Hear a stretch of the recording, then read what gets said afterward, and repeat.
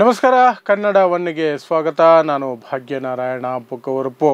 ಮೊನ್ನೆ ರಾತ್ರಿ ಅಥವಾ ನಿನ್ನೆ ಮುಂಜಾನೆ ನಡೆದಿದ್ದಂತಹ ಆಪರೇಷನ್ ಸಿಂಧೂರ್ಗೆ ಪ್ರತಿಯಾಗಿ ಪಾಕಿಸ್ತಾನವು ಸಹ ತನ್ನ ಕುಚೇಷ್ಟೆಯನ್ನು ಮುಂದುವರಿಸ್ತಾ ಇದೆ. ಹೇಡಿಯ ಹಾಗೆ ಪ್ರಜೆಗಳ ಮೇಲೆ, ಸಾಮಾನ್ಯ ಜನರ ಮೇಲೆ ಗುಂಡಿನ ದಾಳಿ ಮತ್ತು ಶೆಲ್ ದಾಳಿಯನ್ನು ನಡೆಸ್ಕೊಂಡು ಬರ್ತಾ ಇದೆ LOCಯಲ್ಲಿ. ಆ ಶೆಲ್ ದಾಳಿಯಲ್ಲಿ ಸುಮಾರು 15ಕ್ಕೂ ಹೆಚ್ಚು ಭಾರತೀಯರು ಜೀವ ಕಳ್ಕೊಂಡಿದ್ದಾರೆ. 70ಕ್ಕಿಂತ ಹೆಚ್ಚು ಜನ ಆಸ್ಪತ್ರೆಗೆ ದಾಖಲಾಗಿದ್ದಾರೆ ಗುಂಡೇಟು ಅಥವಾ ಗಾಯಗಳೊಂದಿಗೆ.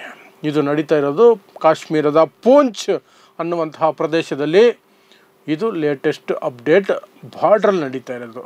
ಅದರ ನಂತರ ಆಪರೇಷನ್ ಏನು ಸಿಂಧೂರ್ ನಡೀತು, ಅದಾದ ನಂತರ ಕೆಲವೇ ಗಂಟೆಗಳಲ್ಲಿ ಒಂದು ಪ್ರಯತ್ನ ನಡೆಸಿತ್ತು ಪಾಕಿಸ್ತಾನ ಅಂತ ಭಾರತ ಇವತ್ತು ಪ್ರೆಸ್ ಕಾನ್ಫರೆನ್ಸ್ ಮಾಡಿ ಹೇಳಿದೆ ಅಥವಾ ಪ್ರೆಸ್ ರಿಲೀಸ್ ಕೊಟ್ಟಿದೆ. ಏನು ಅಂದರೆ, ಸುಮಾರು 15 ಭಾರತದ ನಗರಗಳ ಮೇಲೆ ದಾಳಿ ಮಾಡೋದಕ್ಕೆ ಪ್ರಯತ್ನ ಮಾಡಿತ್ತು. ಭಾರತದ ಆ್ಯಂಟಿ ಮಿಸೈಲ್ ಸಿಸ್ಟಮ್ ಸದೃಢವಾಗಿದ್ದರಿಂದ ಅದೆಲ್ಲವನ್ನು ತಡೆದು ಹೊಡೆದು ಉರುಳಿಸಿದೆ. 15 ನಗರಗಳು, ಮುಖ್ಯವಾಗಿ ಅದರಲ್ಲೂ ಸಹ ಬಾರ್ಡ್ರಲ್ಲಿರುವಂತಹ ಸ್ಟೇಟ್ಗಳು ಗುಜರಾತ್, ಪಂಜಾಬ್, ರಾಜಸ್ಥಾನ್, ಜಮ್ಮು ಕಾಶ್ಮೀರ ಮತ್ತು ಚಂಡೀಗಢ ಸ್ವಲ್ಪ ಒಳಗಿದ್ದರೂ ಬಾರ್ಡ್ರಿಂದ ಅದನ್ನು ಸಹ ಟಾರ್ಗೆಟ್ ಮಾಡುವಂತಹ ಒಂದು ಕೆಲಸವನ್ನು ಅಥವಾ ಪ್ರಯತ್ನವನ್ನು ಪಾಕಿಸ್ತಾನ ಮಾಡಿದೆ ಅಂತ ಈಗ ಭಾರತ ಹೇಳ್ತಾ ಇದೆ. ಅದಕ್ಕೆ ಸಾಕ್ಷಿಯಾಗಿ ಸಹ ಸಾಕಷ್ಟು ಮಿಸೈಲ್ಗಳು ಸಿಡಿದೆ ಅಥವಾ ನಮ್ಮ ಆ್ಯಂಟಿ ಮಿಸೈಲ್ ಸಿಸ್ಟಮಿಂದ ಇಂಟರ್ಸೆಪ್ಟ್ ಆಗಿ ಆಕಾಶದಲ್ಲಿ ಸಿಡಿದು ಕೆಳಗಡೆ ಬಿದ್ದಿರುವಂತಹ ಆ ಒಂದು ಸಿಡಿಮದ್ದುಗಳನ್ನು ಭಾರತದ ಸರ್ಕಾರ, ಭಾರತದ ಸೇನೆ ಸಾಕ್ಷಿಯಾಗಿ ತೋರಿಸ್ತಾ ಇದೆ. ಅಷ್ಟು ಮಾತ್ರ ಅಲ್ಲ, ಆ ಎಲ್ಲ ಪ್ರಯತ್ನಗಳು ಸಹ ಲಾಹೋರಿಂದ ನಡೀತಾ ಇದ್ದಿದ್ದರಿಂದ ಲಾಹೋರಲ್ಲಿರುವಂತಹ ಆ್ಯಂಟಿ ಏರ್ ಮಿಸೈಲ್ ಸಿಸ್ಟಮ್ ಏನಿದೆ ಅದನ್ನು ಧ್ವಂಸ ಮಾಡಿದ್ದಾರೆ ಭಾರತೀಯ ಸೇನೆ. ಲಾಹೋರಿನ ಆ್ಯಂಟಿ ಮಿಸೈಲ್ ಸಿಸ್ಟಮ್ ಏನಿದೆ ಅದನ್ನು ಕಂಪ್ಲೀಟಾಗಿ ಧ್ವಂಸ ಮಾಡಿ ಬಿಸಾಕಿದ್ದಾರೆ ಭಾರತೀಯ ಸೇನೆ ಅನ್ನೋದನ್ನು ಭಾರತೀಯ ಸೇನೆ ಹೇಳಿದೆ.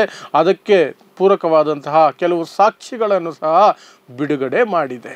ಸೊ ಇದು ಪಾಕಿಸ್ತಾನದ ಕಡೆಯಿಂದ ನಡೀತಾ ಇರುವಂತಹ ಪ್ರಯತ್ನ. ಇವತ್ತಿನ ಅಪ್ಡೇಟ್ಗಳು, 15 ಸಿಟಿಗಳ ಮೇಲೆ ಏನಾದರೂ ದಾಳಿ ಆಗಿದ್ದಿದ್ರೆ, ನಮ್ಮದೆಲ್ಲ ಥಿಕ್ಲಿ ಪಾಪ್ಯುಲೇಟೆಡ್ ಸಿಟೀಸ್ ಭಾರತದ್ದು, ಯಾಕಂದರೆ ನಮ್ಮ ಜನಸಂಖ್ಯೆ ಅಷ್ಟಿದೆ, ಸಾಕಷ್ಟು ಸಾವು ನೋವಾಗಿರ್ತಿತ್ತು, ಸಾಕಷ್ಟು ನಷ್ಟ ಆಗಿರ್ತಿತ್ತು. ಆದರೆ ಅದನ್ನು ಭಾರತದ ಆರ್ಮಿ, ಭಾರತದ ಆ್ಯಂಟಿ ಮಿಸೈಲ್ ಸಿಸ್ಟಮ್ ಏನಿದೆ ಅದು ಸಮರ್ಥವಾಗಿ ನಿಭಾಯಿಸಿದೆ. ಅದಕ್ಕೆ ನಾವೆಲ್ಲರೂ ಸಹ ಆರ್ಮಿ ಮತ್ತು ಆ ಸಿಸ್ಟಮ್ಗೆ ಒಂದು ಸೆಲ್ಯೂಟ್ ಹೊಡಿಲೇಬೇಕು.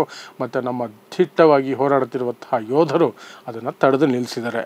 ಅದು ಒಂದು ಕಡೆ. ಆದರೆ ಇನ್ನೊಂದು ಕಡೆ ಪಾಕಿಸ್ತಾನಕ್ಕೆ ಒಂದು ಸಂಕಷ್ಟ ಇದೆ. ಏನು ಅಂದರೆ, ಆರ್ಮಿ ಮತ್ತು ಗೌರ್ನಮೆಂಟ್ ಎರಡೂ ನಡುವೆ ಒಂದು ಹೊಂದಾಣಿಕೆ ಅನ್ನೋದಿಲ್ಲ. ಅವರು ಮಾಡಿದ್ದವರು, ಇವ್ರು ಮಾಡಿದ್ದವರು. ಆರ್ಮಿಗೇನು ತಾನೇ ಶಕ್ತಿಯುತ, ಬಲವಂತ ಅಂತ ಮೊಂಡು ಧೈರ್ಯದಲ್ಲಿ ಏನಾದರೂ ಮಾಡೋಕ್ಕೆ ಹೋಗಬೇಕು. ಏನೇ ಆದರೂ ಸಹ ನಷ್ಟ ಆದರೆ ಪಾಕಿಸ್ತಾನಕ್ಕಾಗುತ್ತೆ, ಜನಕ್ಕಾಗುತ್ತೆ, ಸಾರ್ವಜನಿಕರಿಗಾಗುತ್ತೆ, ಪ್ರಜೆಗಳಿಗಾಗುತ್ತೆ. ನನಗೆ ದೊಡ್ಡ ಬಜೆಟ್ ಸಿಗುತ್ತೆ, ನಾನು ಎಂಜಾಯ್ ಮಾಡ್ಬೋದು ಅನ್ನೋದು ಅಸೀಂ ಮುನೀರ್ ಅನ್ನುವಂತಹ ಪಾಕಿಸ್ತಾನದ ಆರ್ಮಿ ಚೀಫ್ ಮನಸ್ಥಿತಿ.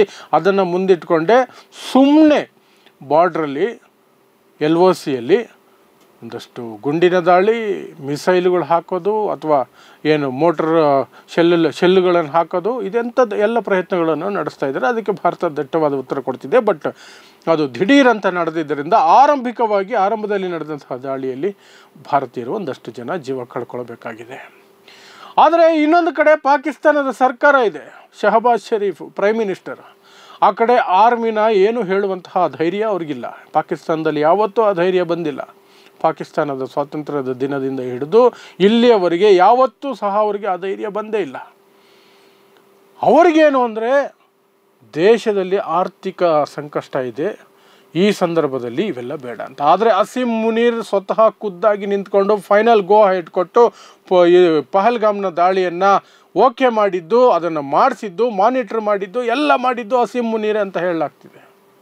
ಲಷ್ಕರ್ ಎ ತೊಯ್ಯಬಾ ಜೊತೆ ಸೇರಿಕೊಂಡು ಅವರಿಗೆ ಉತ್ತೇಜನ ಕೊಟ್ಟು, ಅವರಿಗೆ ಬೇಕಾದಂಥ ವೆಪನ್ಸು ಸಪೋರ್ಟ್ ಎಲ್ಲ ಕೊಟ್ಟು, ಪಹಲ್ಗಾಮ್ನಲ್ಲಿ ಬಳಸಲಾದಂತಹ ಬಂದೂಕುಗಳು ಅದು ಅಮೇರಿಕನ್ ಮೇಡ್ ಬಂದೂಕುಗಳೇನಿದ್ದಾವೆ ಅವು ಅವರಿಗೆ ಎಲ್ಲಿಂದ ಬಂತು ಅಂದರೆ ಅಫ್ಘಾನಿಸ್ತಾನದಿಂದ ಬಂದಿದೆ. ಅಫ್ಘಾನಿಸ್ತಾನಕ್ಕೆ ಎಲ್ಲಿ ಬಂತು ಅಂದರೆ, ಸುಮಾರು $8 ಬಿಲಿಯನ್ ಆಗುವಷ್ಟು ವೆಪನ್ಸ್ಗಳನ್ನು ಅಮೇರಿಕ ಅಫ್ಘಾನಿಸ್ತಾನ ಬಿಟ್ಟು ಹೋಗುವಾಗ ಅಲ್ಲಿ ಬಿಟ್ಟು ಹೋಗಿದೆ 2021ರಲ್ಲಿ. ಅವರ ಸೈನಿಕರನ್ನು ಮಾತ್ರ ವಾಪಸ್ ಕರ್ಕೊಂಡು ಹೋಗಿದ್ದಾರೆ ಅಮೆರಿಕದವರು. ಅಫ್ಘಾನಿಸ್ತಾನ ಬಿಟ್ಟು ಹೋಗುವಾಗ $8 ಬಿಲಿಯನ್ ಅಷ್ಟು ವೆಪನ್ಸನ್ನು ಅಲ್ಲೇ ಬಿಟ್ಟು ಹೋಗಿದ್ದಾರೆ. ಅದೆಲ್ಲವೂ ಸ್ಟಾಕು ತಾಲಿಬಾನ್ ಹತ್ರ ಇದೆ. ತಾಲಿಬಾನ್ ಹತ್ರ ಇವರು ಕದ್ದು ಮುಚ್ಚಿ ಅಥವಾ ದುಡ್ಡು ಕೊಟ್ಟು ಅವ್ರ ಹತ್ರ ತಗೊಂಡಿದ್ದಾರೆ. ಅದನ್ನು ಉಗ್ರವಾದಿಗಳಿಗೆ ಹಂಚಿದ್ದಾರೆ.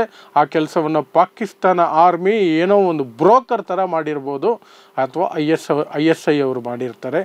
ಇಬ್ಬರು ಸೇರಿಕೊಂಡು ಮಾಡಿರ್ತಾರೆ, ಆರ್ಮಿ ಅಥವಾ ISI ಅಥವಾ ಇಬ್ಬರು ಸೇರಿ ಉಗ್ರವಾದಿಗಳಿಗೆ ಅಫ್ಘಾನಿಸ್ತಾನದ ಆ ಒಂದು ಅಮೇರಿಕಾದ ಪವರ್ಫುಲ್ ವೆಪನ್ಸ್ಗಳನ್ನು ಕೊಡಿಸಿದ್ದಾರೆ. ಆ ವೆಪನ್ಸ್ ಇಟ್ಕೊಂಡೇ ಅವರು ಪಹಲ್ಗಾಮ್ನಲ್ಲಿ ದಾಳಿ ಮಾಡಿದ್ದು. 26 ಜನರನ್ನು ಅಲ್ಲಿ ಅವರು ಪ್ರವಾಸಿಗರನ್ನು ಕೊಂದು ಹಾಕಿದ್ದು ಅದೇ ಬಂದೂಕುಗಳನ್ನು ಬಳಸ್ಕೊಂಡು.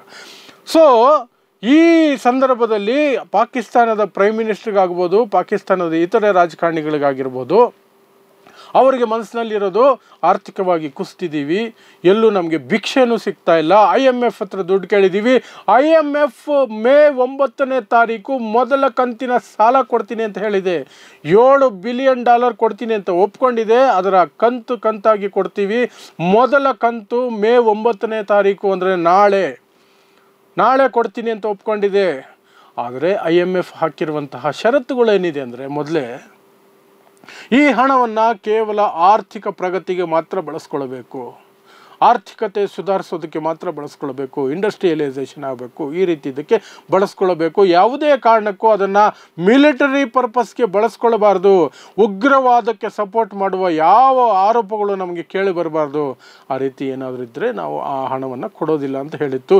ಇಲ್ಲ, ನಾವು ಸಾಚಗಳಾಗಿದ್ದೀವಿ, ಈಗ ನಾವೇನು ಮಾಡ್ತಾ ಇಲ್ಲ, ಸೈಲೆಂಟ್ ಆಗಿದ್ದೀವಿ ಅಂತ ಒಂದು ಪತ್ರ ಬರೆದು IMFಗೆ ಕೊಟ್ಟು, IMF ಮೇ 9ನೇ ತಾರೀಕು ಸರಿ ಮೊದಲನೇ ಕಂತು $1.3 ಬಿಲಿಯನ್ ಕೊಡ್ತೀವಿ ಅಂದರೆ ಸುಮಾರು ಪಾಕಿಸ್ತಾನದ 39-40 ಸಾವಿರ ಕೋಟಿ ರೂಪಾಯಿ ಅದು ಕೊಡ್ತೀನಿ ಅಂತ ಒಪ್ಕೊಂಡಿದೆ. ಅದು ಎಲ್ಲಿ ನಿಂತೋಗುತ್ತೋ ಅನ್ನೋದು ಪಾಕಿಸ್ತಾನದ ಸರ್ಕಾರದ ಚಿಂತೆ. ಆದರೆ ಪಾಕಿಸ್ತಾನ ಆರ್ಮಿ ಸ್ವಾತಂತ್ರ್ಯದ ನಂತರ ಮೊದಲ ಬಾರಿಗೆ ಆರ್ಮಿ ಕಂಪ್ಲೀಟ್ ಕಂಟ್ರೋಲಲ್ಲಿಲ್ಲ ದೇಶದ್ದು. ಏನಾದರೂ ಮಾಡಿ ಕಂಪ್ಲೀಟ್ ಕಂಟ್ರೋಲ್ ತಗೋಬೇಕಾದ್ರೆ ಯುದ್ಧದ ಸನ್ನಿವೇಶ ಮಾಡಬೇಕು ಅನ್ನೋದು ಅವ್ರ ಲೆಕ್ಕಾಚಾರ. ಈ ರೀತಿಯಾಗಿ ಅವರವರೇ ಕಿತ್ತಾಡಿಕೊಂಡು ಆ ಕಿತ್ತಾಟದ ನಡುವೆ ಭಾರತದ 15 ಸಿಟಿಗಳ ಮೇಲೆ ದಾಳಿ ಮಾಡೋದಕ್ಕೆ ಆರ್ಮಿಯವರು ಮುಂದಾಗಿದ್ದರು. ಅದು ಸಾಧ್ಯ ಆಗಲಿಲ್ಲ. ಅದು ಭಾರತದ ಸಮರ್ಥ ಸಿಸ್ಟಮ್ಗಳು ಇನ್ ಪ್ಲೇಸ್ ಇರೋದರಿಂದ ಅದು ಸಾಧ್ಯ ಆಗಿಲ್ಲ. ಅದು ಮುಗೀತು. ಇನ್ನು ಭಾರತದಲ್ಲಿ ಏನು ನಡೀತಾ ಇದೆ ಅಂದರೆ, ಆ ಒಂದು ಲಾಹೋರ್ನಿಂದ ಏನು ದಾಳಿಗಳು ಆಗ್ತಿತ್ತೋ ಅದನ್ನು ಡಿಫೆನ್ಸ್ ಸಿಸ್ಟಮನ್ನೇ ನಾಶ ಮಾಡಿಬಿಟ್ಟಿದ್ದಾರೆ. ಈಗ ಭಾರತ ಅಲ್ಲಿಗೆ ಬಾಂಬ್ ಹಾಕಿದ್ರೆ ಲಾಹೋರ್ಗೆ ತಡೆಯೋದಕ್ಕೆ ಅವ್ರಿಗೆ ಡಿಫೆನ್ಸ್ ಸಿಸ್ಟಮೇ ಇಲ್ಲ. ಇನ್ನೊಂದು ಕಡೆ ಸರ್ವ ಪಕ್ಷಗಳ ಸಭೆಯನ್ನು ಇವತ್ತು ಮೋದಿ ಸರ್ಕಾರ ಕರೆದಿತ್ತು. ಆದರೆ ಯಥಾ ಪ್ರಕಾರ ಮೋದಿಯವರು ಬರಲಿಲ್ಲ. ಅವರು ಪ್ರೆಸ್ ಕಾನ್ಫರೆನ್ಸ್ಗೂ ಬರೋ ಧೈರ್ಯ ತೋರಿಸಲ್ಲ, ಸರ್ವಪಕ್ಷಗಳ ಸಭೆಗೂ ಬರೋ ಧೈರ್ಯ ತೋರಿಸೋದಿಲ್ಲ. ಅವ್ರು ಏನಿದ್ರು ಮನ್ ಕಿ ಬಾತಲ್ಲಿ ಒಬ್ಬರೇ ಸ್ಟುಡಿಯೋ ಒಳಗಡೆ ನಿಂತ್ಕೊಂಡು AC ಹಾಕೊಂಡು ಮಾತಾಡೋಕ್ಕೆ ಮಾತ್ರ ಮುಂದಾಗ್ತಾರೆ. ಬೇರೆ ಎಲ್ಲೂ ಬಂದು ಯಾವುದೇ ರೀತಿ ಕ್ಲಾರಿಫಿಕೇಷನ್ ಯಾರಿಗೂ ಕೊಡಲ್ಲ. ಅದು ಅವ್ರಿಗೆ ಈ ಹಿಂದಿನಿಂದ ಇರುವಂತಹ ಹವ್ಯಾಸ. ಅದನ್ನೇ ಇವತ್ತು ಮುಂದುವರಿಸಿದರೆ. ಆಲ್ ಪಾರ್ಟಿ ಮೀಟಿಂಗ್ನಲ್ಲಿ ಅವರು ಹಾಜರಿರಲಿಲ್ಲ. ರಾಜನಾಥ್ ಸಿಂಗ್ ಮತ್ತು ಯಥಾ ಪ್ರಕಾರ ಅಮಿತ್ ಶಾ ಇವರೆಲ್ಲ ಇದ್ದರು. ಅವರು ಒಂದಷ್ಟು ಕ್ಲಾರಿಫಿಕೇಷನ್ಸನ್ನು ಕೊಟ್ಟಿದ್ದಾರೆ. ಆಪರೇಷನ್ ಸಿಂಧೂರ್ ಕುರಿತಾದಂತಹ ಎಲ್ಲ ಡೀಟೇಲ್ಸನ್ನು ಮತ್ತೆ ಹಂಚ್ಕೊಂಡಿದ್ದಾರೆ. ನಿನ್ನೆ ಪ್ರೆಸ್ ಕಾನ್ಫರೆನ್ಸ್ ಮಾಡಿದರು ಆರ್ಮಿಯವರು. ಅದರ ಡೀಟೇಲ್ಸನ್ನು ಇವತ್ತು ಸರ್ವಪಕ್ಷಗಳ ಸಭೆಯಲ್ಲಿ ಹಂಚಿದ್ದಾರೆ. ಮತ್ತು 100 ಜನ ಉಗ್ರರನ್ನು ಆಪರೇಷನ್ ಸಿಂಧೂರ್ ಮೂಲಕ ಕೊಂದಿದ್ದೀವಿ ಅನ್ನುವಂತಹ ಡೀಟೇಲ್ಸನ್ನು ಸಹ ಪ್ರತಿಪಕ್ಷಗಳಿಗೆ ಕೊಟ್ಟಿದ್ದಾರೆ. ಈ ಕುರಿತಾಗಿ ಪ್ರತಿಪಕ್ಷಗಳು ಸಹ ಆಶ್ವಾಸನೆಯನ್ನು ಕೊಟ್ಟಿದೆ. ಈ ಸಂದರ್ಭದಲ್ಲಿ ಯುದ್ಧದ ಸನ್ನಿವೇಶದಲ್ಲಿ ಆರ್ಮಿ ವಿಚಾರದಲ್ಲಿ ಮೋದಿ ಸರ್ಕಾರ ಆಗಿರ್ಬೋದು, ಯಾವುದೇ ಸರ್ಕಾರ ಆಗಿರ್ಬೋದು, ಈಗಿರುವಂತಹ ಮೋದಿ ಸರ್ಕಾರಕ್ಕೆ ನಮ್ಮ ಸಂಪೂರ್ಣವಾದ ಬೆಂಬಲ ಇದೆ. ಏನು ಕ್ರಮ ಕೈಗೊಂಡ್ರೂ ನಾವು ನಿಮ್ಮ ಜೊತೆ ನಿಲ್ತೀವಿ. ನೀವು ತೆಗೆದುಕೊಳ್ಳುವ ಎಲ್ಲ ನಿರ್ಧಾರಗಳಿಗೂ ನಮ್ಮ ಸಪೋರ್ಟ್ ಇರುತ್ತೆ. ನಮ್ಮ ಆರ್ಮಿ, ನಮ್ಮ ಏನು ಪಡೆಗಳಿದ್ದಾವೆ ಅದರ ಮೇಲೆ ನಮಗೆ ಸಂಪೂರ್ಣವಾದ ಭರವಸೆ ಇದೆ. ಅವರು ಕೈಗೊಳ್ಳುವ ಯಾವುದೇ ಕಾರ್ಯಾಚರಣೆಗೂ ನಾವು ಬದ್ಧರಾಗಿರ್ತೀವಿ, ಅವರಿಗೆ ಸಪೋರ್ಟಾಗಿ ನಿಲ್ತೀವಿ ಅನ್ನೋದನ್ನು ಪ್ರತಿಪಕ್ಷಗಳು ಈ ಕಡೆ ಆಶ್ವಾಸನೆಯನ್ನು ಕೊಟ್ಟಿದೆ. ಇದಿಷ್ಟು ಈಗ ಪಹಲ್ಗಾಮ್ ದಾಳಿಯ ನಂತರ, ಪಹಲ್ಗಾಮ್ನಲ್ಲಿ ಏನು ನರಹತ್ಯೆ ನಡೆದಿತ್ತು ಪಾಕಿಸ್ತಾನದ ಉಗ್ರವಾದಿಗಳ ಮೂಲಕ, ಅದರ ನಂತರ ಆಪರೇಷನ್ ಸಿಂಧೂರ್ ನಂತರ ಏನೇನೆಲ್ಲ ಘಟನಾವಳಿಗಳು ಇವತ್ತಾಯಿತು ಅನ್ನೋದರ ವಿವರಗಳು ಇದರಲ್ಲಿದ್ದಾವೆ. ಆ ಆಪರೇಷನ್ ಸಿಂಧೂರ್ ಏನು ಕಾರ್ಯಾಚರಣೆ, ಅದಕ್ಕೆ ಸಂಬಂಧಪಟ್ಟಂತಹ ಎಲ್ಲ ವಿಚಾರಗಳನ್ನು ನಿನ್ನೆ 3 ವಿಡಿಯೋಗಳಲ್ಲಿ, ಭಿನ್ನ ವಿಡಿಯೋಗಳಲ್ಲಿ ನಾನು ಎಲ್ಲ ವಿವರಿಸಿದ್ದೀನಿ. ನೀವು ಆ ವಿವರಗಳಿಗೆ ಮತ್ತೆ ಆ ವಿಡಿಯೋಗಳನ್ನು ನೋಡಿಲ್ಲ ಅಂದರೆ ನೋಡ್ಬೋದು, ಅಥವಾ ಮತ್ತೆ ವಿವರಗಳೇನಾದರೂ ಬೇಕಿದ್ದರೆ ಆ ವಿಡಿಯೋಗಳನ್ನು ನೋಡ್ಬೋದು. ಇದು ಇವತ್ತಿನ ಅಪ್ಡೇಟ್ಗಳು ನಾನು ಇಷ್ಟೊತ್ತು ಕೊಟ್ಟಿದ್ದು. ಇನ್ನೂ ಒಂದಷ್ಟು ಅಪ್ಡೇಟ್ ಬಂದ ತಕ್ಷಣವೇ ನಾನು ನಿಮ್ಮ ಮುಂದೆ ಬಂದು ಈ ಅಪ್ಡೇಟ್ಗಳನ್ನು ನಿರಂತರವಾಗಿ ಕೊಡ್ತಾನೆ ಇರ್ತೀನಿ. ನೋಡ್ತಾ ಇರಿ ಸಮಾಜಕ್ಕಾಗಿ ಕನ್ನಡ 1 ನ್ಯೂಸ್. ನಮಸ್ಕಾರ.